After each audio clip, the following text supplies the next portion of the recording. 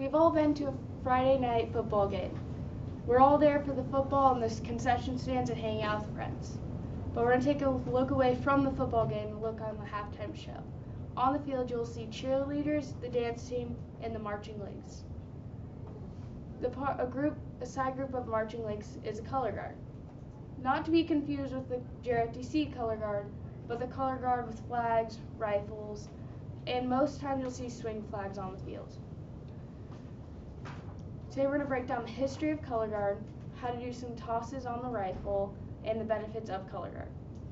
Color guard was first put on the field with the marching band from Peru State University. The color guard is based off of military things like the marching band is. And something we can see from the military is how the rifles are shaped. You don't have like a trigger and things like that, so you can't hurt yourself with it other than it's just a block of wood. So if you hit yourself, it will hurt, but it won't do serious damage if you know how to do it right. On this rifle, you'll see the strap where you can do strap tosses, and it makes a cool sound when you hit it against a rifle. The tip and then the butt of the rifle, which is very important when you're learning basic things on this rifle because your hand's always going to cover this tip when you're in a resting position. Today I'm going to learn a simple toss, a pop toss, and then a strap toss. For the pop toss, you're just going to hold it like you would a drink. So your thumb's up front and then your 4 fingers are down under the neck of the rifle. And then you're going to swing it out and keep your hand the same way, your thumb on the top and your 4 fingers on the neck of the rifle. And then you're going to meet your hand again, and then you're going to swing it out again, and then you're just going to toss it up. You don't always have to catch it with 2 hands, depending on what your next move is after that, because we do something called flourishes, where we have to go behind our back, so catching with 2 hands isn't always reliable and the nicest way to do that.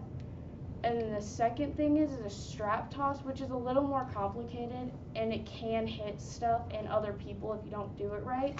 So we like to practice on the balcony with this one. But for this one, you're gonna grab this strap with all your fingers out and not touching the strap, and then swing back up. Do that, meet it, and then you're gonna go out and thumb down and your 4 fingers hitting the strap. And then you're going to come down and then toss them that's about here. You can make this into a double, but you have to kind of be advanced for that one, and this room does not allow for me to show that.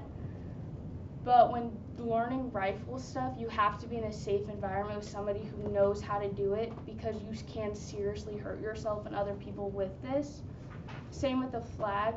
If you're tossing it really crazily and high, you can hurt yourself. So it's very important to wear stuff that won't catch on the rifle. And we do have gloves for it, which will pad just your palm in the lower part of your fingers, but your fingertips, if you do hit them, will hurt. And never wear nails with color guard stuff.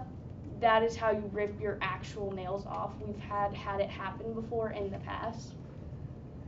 And now we're going to talk about the benefits of it, because I know I just talked about injuring yourself for a couple. It's a great physical activity, and it kind of helps you get out of your shell a little bit, because you can't hide behind stuff when you're doing color guard. It is just you and what you're using. So if you're on the field and you drop it, you have to learn how to recover fast, so that can help you with recovery, how to make sure you're not making mistakes, and if you make a mistake, you know how to recover and be safe from that. It also teaches you how to ask for help. And it also teaches you how to actively teach other people, because for color guard, it's not just knowing how to do the moves and the counts. It's also about having to teach other people, because if you can't teach other people, you really can't do it well by yourself. Thank you for listening to me today. What we talked about was history, how to do some things, how to stay safe, and the benefits of color guard. Thank you.